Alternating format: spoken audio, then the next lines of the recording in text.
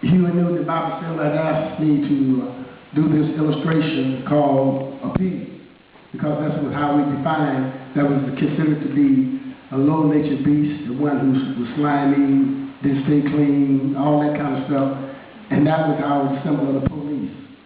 But working on a newspaper in the early days when we used to work out in a little studio apartment, they used to come back and talk politics a lot. And so they had asked me to do this pig, and they came up with this definition of what is a pig, and I did this illustration to it. It says, a low-natured beast that has no regard for law, justice, or the right of people. A creature that bites the hand that feeds it. A foul-depraved traducer, usually found masquerading as the victim of an unprovoked attack. So this is how we began to define those in the community were being disrespectful, not racist and bigoted, and murdering black folks in the neighborhood. Next, please. Next. Yeah.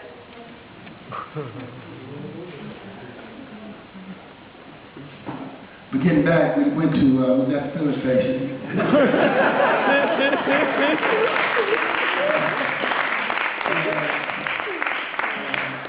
It was getting gas, getting ready to get on the road to go back to the Bay Area. We were up at the state capitol. And all of a sudden, we had all these federal FBI agents and police swarm down on the filling station out of nowhere. And the first thing that little Bobby said was, Bobby, we can take them. And Bobby said, no, we're here to take the arrest. And so we all got arrested. They took the guns. And the guns were legal as long as there were no rounds into the chamber of the shotguns. And what happened, they took the guns, they jammed them up and put the rounds into the chamber. They charged us with all these outrageous charges. And so when we went to court, they didn't know who had guns. They knew that Bobby had guns. They knew that, I think little Bobby had a gun, but they couldn't identify everybody else. So what they came back after talking with the lawyers, Bobby said that we were going to make this deal, that we were going to plead guilty to a misdemeanor, and that they wanted 10 of us to do that. And I was chosen as one of those. I'll get back to it again. This one is called Community Control of the Police. This is, in the early days, we used to talk about community control of police. We always talked about the police and it was meant to be provocative. It wasn't meant to be passive. Next, please. Here again, that's the picture of little Bobby Hutton. Little Bobby Hutton was 15 years old when he joined the Black Panther Party. He was murdered at the age of 17. He was shot at least 17, 18 times by the Oakland police. And we were calling for community control of police during that time. That picture also reflects another incident when Huey Newton got shot in the confrontation with the police in Oakland, and the policeman was killed and one was wounded. So what happened is that night after that, during that trial, after that incident, there was a trial. Huey Newton was found not guilty in essence. He was cut loose. And we said, we were in our office that day celebrating. But we said, we better get out of this office because we felt that the police would come by that night and probably spray the office. And they did. We had children in there that day. So we said, we're going to get out of here till dawn. And they did. They came by and sprayed the office. So that picture also represents that because they sprayed the whole office. And what happened the next day, the chief of police at that time said, well, they were frustrated with the verdict and they were letting off some steam. They weren't fired, they were only suspended for a year. Next, please. This one is pigs run amok. This is what are we looking for? Where are the guns? This is Eldridge Cleaver and Kathleen Cleaver's house when we were out politicking, late, came home to their house. The police knocked on the door. Eldridge asked, who is it? They say the San Francisco police. He said, well, do you have a warrant? They said, no. He said, well, you're going to have to kick the door. They proceeded to kick the door without a search warrant. And they claimed that they were looking for guns. But why were they looking for guns? Because Kathleen Cleaver had bought a gun earlier that day for protection because there had been a lot of threats against her and her husband's life during that time. And so Eldridge was an ex-felon who wasn't supposed to be in possession of a gun. So they were trying to see if they could find a gun there that was illegally connected to him. But they couldn't find it. So based on that, I did this illustration. It was 3 weeks later that they went to Bobby Seale's house, the co-founder of the Black Panther Party, kicked his door in the same way. It was thereafter that we wrote executive mandate number 3, that we would no longer allow the police to come into our houses and kick in our doors without a search warrant. If they had a search warrant, they could come in because it's legal, and we were working within the law at that time. But if they come into our houses and kick in our doors without a search warrant, then we would defend ourselves.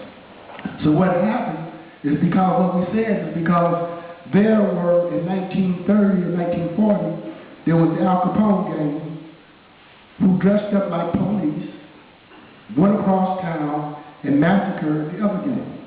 So we said, how do we know that these are police? These could be criminals for all we know. So we said if they had a warrant, they could come in, but if they couldn't, then we would stand our ground. What that did is that opened up another aspect of the government's program to begin to start the development of the counterintelligence program that the government had against the Black Panther Party. Because what they began to do is they just take these petty criminals, give them these deals to infiltrate the party, agent provocateurs who infiltrated the party, and then went to chapters and branches around the country, created conditions where there were shootouts between the Panthers and the police during that period. Next, please. This was said by a young man named Bobby Henry. It says, knock, knock. Who's there? The pigs. You got a warrant? Don't need one. I'm coming in. Bang, bang. Oink, oink. Off the pigs. Next, please. This one is, unfortunately, you can't see the top of it, but this was a reflection of how they came into when they came into our neighborhood. Because you had the racist police from the South being recruited into the North. The same ones who were sicking beating the blacks on the civil rights marches with the billy clubs. The same ones who were spraying them with the water hoses. The same ones who was dragging blacks off the buses. Those were the same types that were being recruited to the North to be on the police department. So what I did with this one, I took, it says by any means necessary, unless you got something better. Because in old days, blacks used to pull, when they get mad and fighting, they would post some lies and acid on them.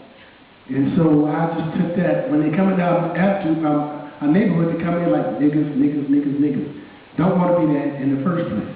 So this was a psychological impact that we were trying to overcome, this obstacle of fearing, have people fearing the police. Next. Seize the time. This was in relationship to the police. At that time, they developed a special squad called the Tax Squad, who were like goons who had the right to shake you down, stop you anytime they wanted to. And you had no rights in relationship to that. They looked like they were on steroids. They were that big. And what happened, there was a lot of protest behind this special squad. But what eventually took place is that they disbanded because there was so much protest. And they disbanded it, not completely, but what they did is they integrated it into the police department. So now what you have is the police department is full of the goon squad. Next, please. This was during the time when you had a lot of rebellions in the neighborhoods in America. You had riots that went on all over the country during the 60s. And why did you have them? Because you had a lot of young black men, maybe did a petty crime, running from the crime, shot in the back, all over the country. Same thing. Resisting arrest, shot in the back, no guns were found. Same thing. So there was a high level of intensity and concern around those issues. So you had a lot of rebellion, and this was in relationship to some of those things, rebellions that took place from time to time when they ran the police out of the community in some instances. And this is, there is no place, there is no escape for the invader. Better hand in my gun, I surrender. Oink, oink, oink. Next, please. This one deals with the time when you had the Vietnam War and you had the battles going on in the neighborhoods across the country. And I spelled America with 3 Ks, KKK. That's the Ku Klux Klan. Them was the extreme right in America then. Now they wear suits. They don't wear hoods and anything anymore. They wear suits, and then the politicians some of them are politicians in government. And so here's the showing us there's nowhere to run, there's nowhere to hide. It's hell outside, it's hell inside. Next, please. Get out of the ghetto. Get out of Latin America. Get out of Asia. Get out of Africa. U.S. imperialism. Next, please. U.S. imperialism. Back in the day, you had young black men going into the military service, thinking they're doing the right thing.